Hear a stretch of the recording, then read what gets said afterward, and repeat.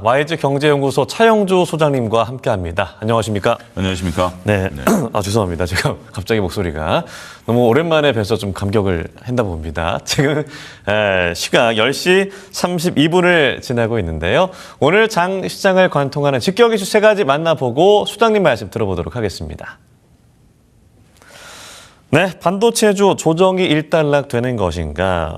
어제 하루 휴장일이었죠. 어떤 흐름으로 진행이 될까? 간밤에 미국 증시도 하락했습니다. 반면 메모리 반도체 쪽으로 수급이 쏠리는 모습 보여지면서 우리 시장도 그 흐름 이어지는데요. 삼성전자와 SK하이닉스 오늘 급반등하면서 시장을 이끌고 있습니다. 조정이 일단락되는 것인지 흐름들 살펴보도록 하죠. K로봇 3파전 랠리로 이어질 수 있을까? 일단은 LG에 대해서 좋은 이슈들이 나타나고 있습니다. 엔비디아와의 협력을 통해서 내년 1분기에 이족 보행 휴머노이드 로봇을 공개하겠다라는 이슈들, 그리고 젠슨 황의 딸 메디슨 황 수석이사가 LG를 찾습니다. 관련 내용 짚어보도록 하겠습니다. 삼박자 모멘텀의 신재생 에너지주 상승 중입니다.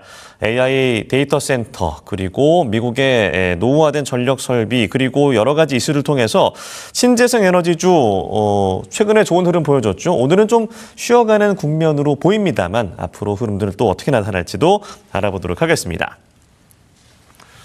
네, 일단 간밤에 미국의 어떤 3대 지수는 모두 하락했습니다만 필라델피아 반도체 지수가 1.6% 상승을 했습니다. 아무래도 엔트로픽의 호실적이 주된 이유지 않았을까 싶은데요.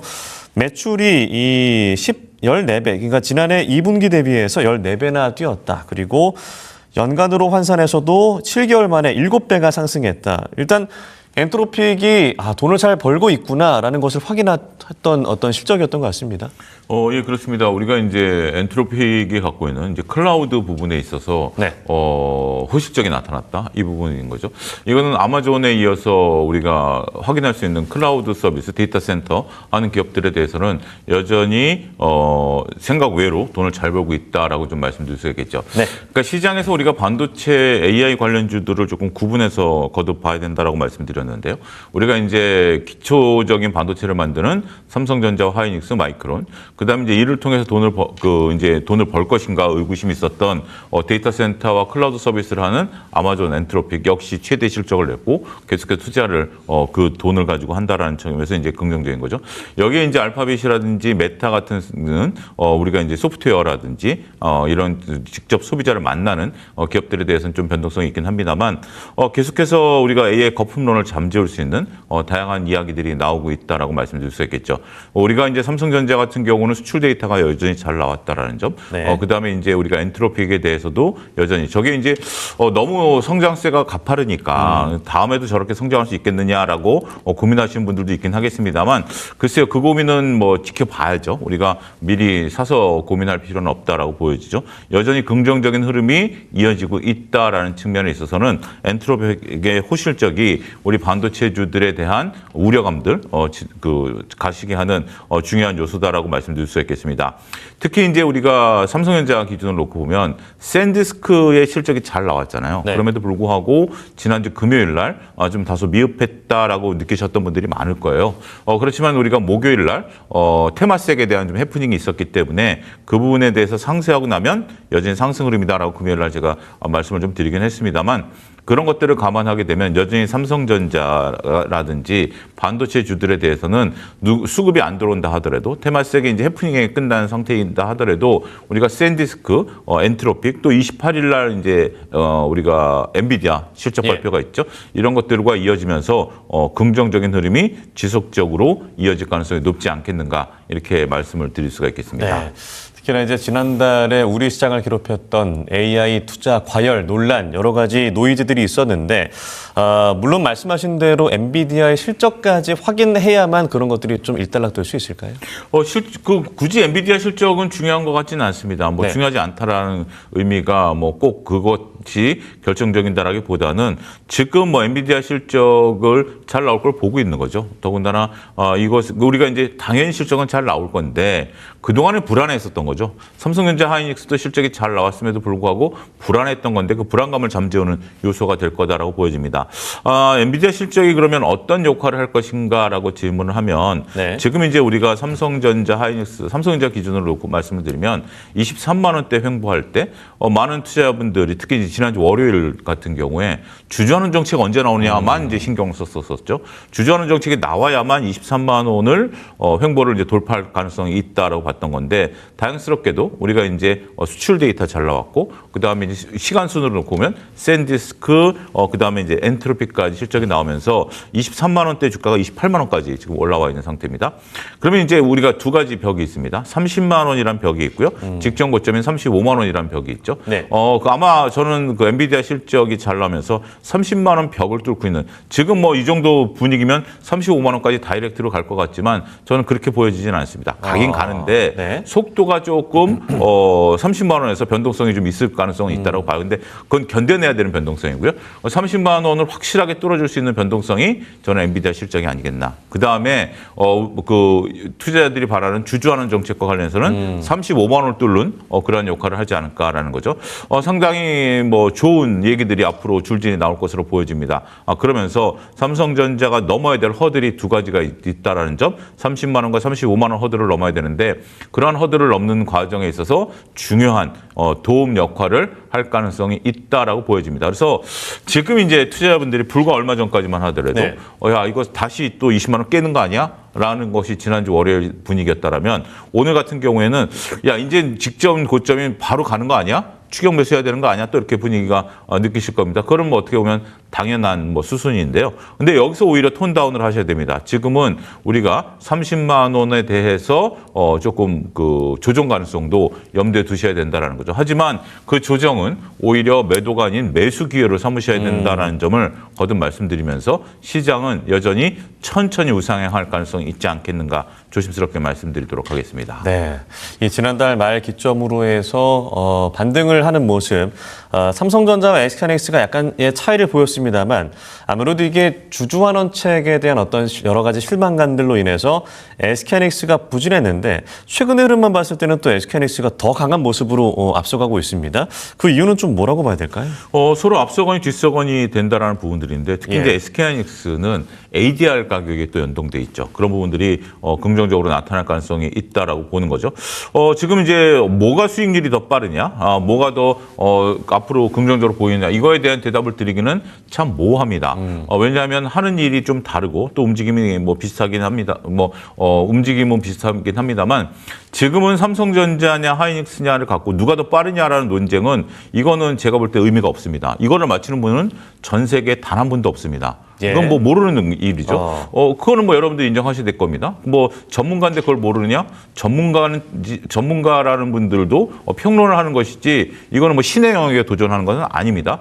라는 부분들을 명확히 제가 이렇게 강하게 말씀드리는 이유는 지금 삼성전자가 됐던 하이닉스가 됐던 담고 계셔야 된다라는 것에 대한 의미를 강조하기 위해서입니다. 누가 더 빠를 것이냐? 그거는 모르는 일이지만 삼성전자 하이닉스가 없다라면 시장에서 오늘도 보여지듯이 철저히 소외당하실 겁니다. 그래서 삼성전자를 갖고 계신 분들은 삼성전자를 더 담으시던 하이닉스를 갖고 계신 분들은 하이닉스를 더 담으시던 그거는 문제가 되는 것은 아닙니다. 아니면 교차로 담으시는 것도 문제가 되는 것은 아닙니다. 그런데 우리가 이제 7월 달에서도 보여지듯이 포모 현상에 있어서 네. 삼성전자 하이닉스를 내가 그동안 갖고 수익을 못 내다 보니까 단일 종목 레버리지 ETF를 통해서 돈을 벌겠다고 하셨던 분들이 무려 55조의 손실을 봤었죠. 그래서 지금 구간에 있어서는 신용으로 또 지금 일부 언론을 보면 이제는 더 이상 밀리지 않을 테니까 신용을 갖고 조금 내가 매매를 해봐도 되는 거 아니야? 그래서 빚이 다시 늘어난다라는 언론 보도도 있었습니다. 주말 사이에. 근데 저는 그걸 권해드리고 수 있는 상황들은 아니다라고 봐요. 면도성은 여전히 나타나는 것들이고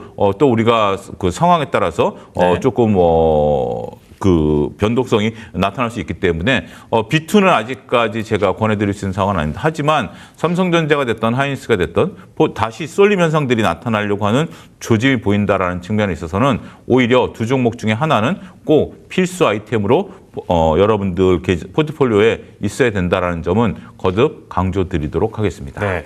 그럼 이제 전략에 대해서 조금 더 디테일하게 여쭤보면 아직 신규로 물론 이제 지난달에 많이 빠졌기 때문에 좀 정리하신 분들도 좀 있으실 테고 일부 좀 남아 있는 분들 입장에서 예를 들어 삼성전자 30만 원대 혹은 SK하이닉스 200만 원대, 그러니까 지금보다 고점에 지금 평균 단가를 갖고 계신 분들 입장에서는 지금이라도 평균 단가를 좀 낮추는 전략을 가져가야 될지 아니면 그냥 그대로 갖고 있는 전략으로 가져가야 될지 어떻게 좀 봐야 될까요? 저는 삼성전자가 단순히 30만 원, SK하이닉스가 200만 원에 머무르지는 않을 거라고 보여집니다. 그 이상 갈 수 있는 것은 충분히 있다라고 보여지는 거고요.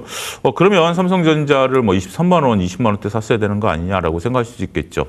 제가 여러 방송에서 23만 원에 적극 분할 매수라고 계속 말씀드려왔습니다. 근데 뭐 그런 것들을 좀 지켜보고 산다라고 하셨던 분들은 못 잡으셨겠죠. 지금이라도 따라 사야 되느냐라는 부분에 대해서는 예스입니다. 따라 잡으셔야 됩니다.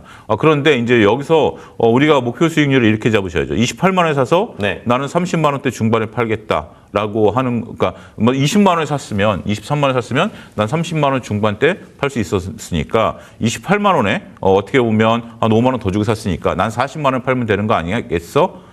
그렇게는 안 됩니다. 그거는 그 투자자들의 만의 산수지, 우리가 20만 원, 23만 원에 사서 35만 원에 팔 거면 28만 원에 사서라도 35만 원에 파는 거죠. 그렇게 봐야 되는 겁니다. 그러니까 지금은 남들하고 똑같이 벌겠다라는 생각은 주식시장에서 굉장히 위험합니다. 그냥 28만 원에 사서 35만 원에 팔던, 하다못해 33만 원에 사서 35만 원에 팔던, 그건 번 겁니다. 그렇게 지금 보셔야 된다라는 점을 거듭 강조드리도록 하겠고요. 그래야 좀 주식 투자가 편해지고 주식투자를 지금 살 수 있습니다. 그래야 지금 들어갈 수 있지. 그렇지 않고 나는 28만 원에 사서 40만 원 팔겠다. 40만 원 안 보이는데 그러면 지금도 주저하게 됩니다. 그렇기 때문에 지금 구간에 있어서는 여전히 우리가 조금 그렇다고 해서 뭐 덥석덥석 지금 이제 추격 매수를 하라 라는 것은 아니고요. 일단 우리가 이제 28만 원 부근에서 변동성이 이제 갭으로 3일 동안 연속 상승하지 않았습니까? 그래서 분할 매수 관점에서 계속해서 담아가는 전략 필요하지 않을까 말씀드릴 수가 있겠습니다. 네, 알겠습니다. 오늘 또 대형 반도체주뿐만 아니라 소부장주도 잘 가고 있고 특히나 반도체 기판주들이 더 뜨거운 시장인데요. 일단 뭐 LG 이노텍부터 좀 질문을 드려보면 반도체 기판이 최근에 잘 가고 있고 또 아이폰도 신종이 좀 출시가 된다라는 이슈 속에서 여러 가지 더블 모멘텀을 확보했다는 평가를 받고 있거든요. LG 이노텍은 좀 어떻게 보십니까?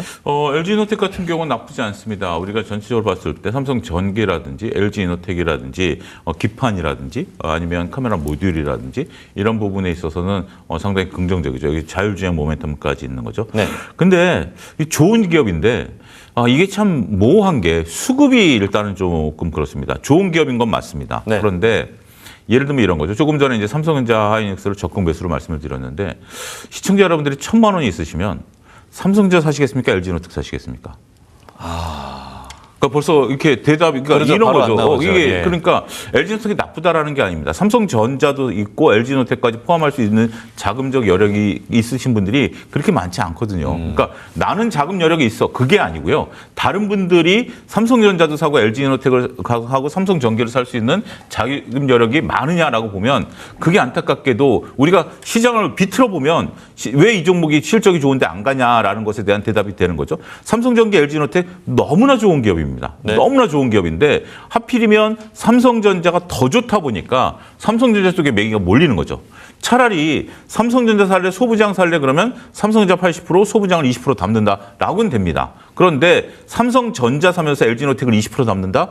이거 좀 모호하거든요. 그래서 저는 그 부분을 저희 딜사이트 시청자 여러분께서 좀 인지를 하셔야 된다라고 봐요. 그러니까 보유하고 계신 분들은 보유를 하셔야 되는데 지금 왜 이렇게 탄력이 약합니까? 라는 것에 대한 대답이 지금 시장에 있어서 한정된 수급을 가지고 우리가 종목들을 이끌어야 된다라는 측면에 있어서는 이게 나쁜 게 아닌데 수급이 안 들어온다라는 거죠. 그런 부분들을 조금 명확히 읽는 것도 필요한 시점이 아니겠나. 그렇게 말씀드릴 수가 있겠습니다. 그렇다면 이제 모건 스탠리가 목표가를 262만 원으로 상향 조정한 이 삼성전기, 그러니까 삼성전자에서 탑픽을 삼성전기로 교체할 만큼 좋게 보고 있다라는 건데 삼성전기도 그럼 LG노텍과 좀 비슷한 관점이십니까? 똑같습니다. 똑같이 삼성전기 살래, 삼성전자 살래죠. 모건 스탠리가 그렇게 제시했다라는 것은 뭐 그들만의 의견인 거고요. 뭐 그 의견을 우리가 적절히 참고할 필요는 있다라고 보여집니다. 하지만 절대치는 아니죠. 뭐 우리가 증권가에서 제시한 목표치가 절대치는 아니지만 어쨌든 나쁘다라는 건 아닙니다. 근데 이제 오늘 삼성전자 올라가는데 삼성전기 떨어지잖아요. 삼성에게 나쁜 이슈가 있었나요? 없었죠. 전혀 뭐 지금 그러니까 지난 금요일만 하더라도 삼성전자보다 삼성전기의 상승 탄력이 더 좋았음에도 불구하고 이렇게 수급이 꼬여 있다라는 거, 이 부분을 여러분들이 보셔야 된다라는 거죠. 지금 안타깝게도 오늘 시장에서 여러분들이 느끼신 게 뭐죠? 야, 또 6월 달이야? 라는 거죠. 삼전직스만 올라가고 나머지들은 전혀 지금 맥을 못 추는 상황이 돼버렸습니다. 안타까운 현상인데요. 또 6월 달이 되는 현상들이 나타나게 되면 다른 종목들은 힘을 못 쓴다라는 거죠. 그런 것들을 수급 논리로 여러분들이 읽어내셔야 되는 게 아니겠나 싶습니다. 그럼 결국에는 삼전닉스로 향하는 투자를 어떤 방점으로 좀 찍어야 되는 건가요? 그렇죠. 지금은 뭐 우리가 단일 종목 레버리지 ETF가 아니다 하더라도 투자자분들이 지금 그렇게 보고 계시잖아요. 지금 많은 분들이 삼전닉스를 가지고 삼전닉스 오히려 여러분들이 지금 생각이 그럴 겁니다.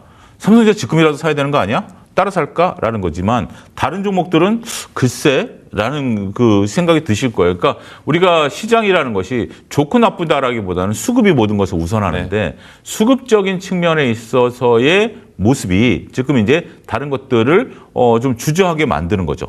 어느 누가 앞장서서 종목을 좀 사줘야 되는데 그런 것들을 지금 현재 나서는 좀 거래량도 별로 없는 것 같고 수급도 없는 거다라는 측면에 있어서 보면 조금 뭐 쏠림 현상이 다시 재현되는 것에 대한 것이 아니겠나 그런 우려감도 현재로서는 걱정해야 되는 단계가 아니겠나 싶습니다.